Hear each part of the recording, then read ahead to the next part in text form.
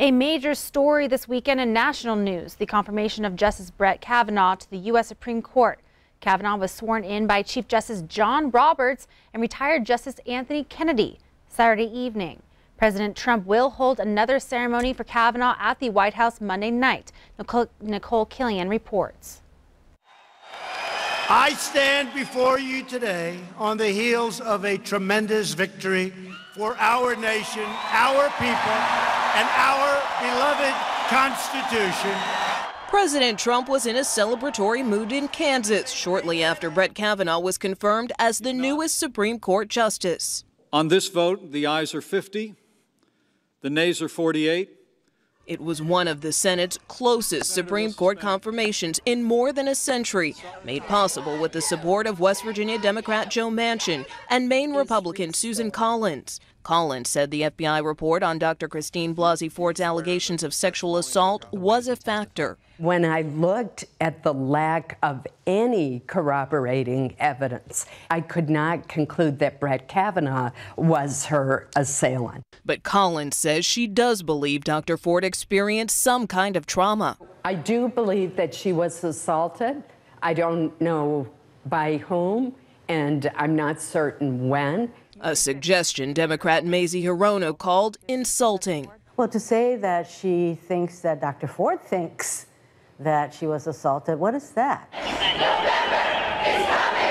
With just a month to go before the midterms, both parties say the bitter confirmation fight is helping to galvanize their supporters. Change must come from where change in America always begins, the ballot box. I want to thank the other side for the tactics that have allowed us to kind of energize and get involved our own voters. A senior White House official tells CBS News the president sees the importance of the Kavanaugh confirmation, which will be a theme in the run-up to the election and beyond. Nicole Killian, CBS News, the White House. In other national news, in New York, 20 people are dead after a limousine accident. CBS's Tony DeCopel reports from the scene of the crash in Schoharie, New York. 20 people are dead in upstate New York after a crash involving an apparently out-of-control stretch limousine. The 2001 Ford Excursion limousine was traveling southwest on State Route 30 and failed to stop at the intersection. The limousine traveled across the intersection into a parking lot. It happened Saturday afternoon in Schoharie, a town at the edge of the Catskill Mountains, about 170 miles north of New York City. Everyone inside the limousine was killed.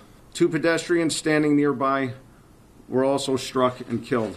A relative tells CBS News that the victims had been on a wine tour of local vineyards. Amy Dunlop Johnson says 3 members of her family died in the crash. 20 fatalities is just horrific. I've been on the board for 12 years, and this is one of the biggest loss of lives that we've seen in a long, long time. A woman who lives nearby says she heard the crash and immediately knew it was bad. I heard this loud bang. I came out and then I heard screaming. I walked up and I could see this large van, very unusual looking vehicle for out here in Schoharie, in the bushes and really wrecked. The tragedy is being investigated by both the National Transportation Safety Board and New York State Police. Neither agency has speculated as to a possible cause. Tony DeCopel, CBS News, Schoharie, New York. We are told that the victims' identities are being withheld pending their autopsy results and notification of their families. A nationwide event brought local and they are giving the pro-life message, holding signs with messages such as adoption, the loving option. Thousands of life chains are taking place around the country, including here in Billings. The idea is a peaceful message and prayer with pro-life messages. The chains run about 90 minutes, and those in the line stay quiet, display the signs, and pray. We want the message to go out that every single human being from the moment of conception, which is when human life begins, with an individual's life begins, they're all people. And to deny them of the right to life is wrong. It's not a protest. It's just a message in silent solemnity. And we pray during that time, too. Life Chain is organized by Yellowstone Valley Christians for Life. The group also is in the middle of 40 Days for Life, which runs through November 4th. Alzheimer's is the 6th leading cause of death in the country, and there's an annual fundraiser in Billings that aims to help. The Lewis and Clark's middle school 8th grade class sang Rise Up at the Walk to End Alzheimer's. Because of weather, the walk was moved inside the Rimrock Mall. About 1,000 people came out for the walk. This is the last of 7 walks in Montana nationwide.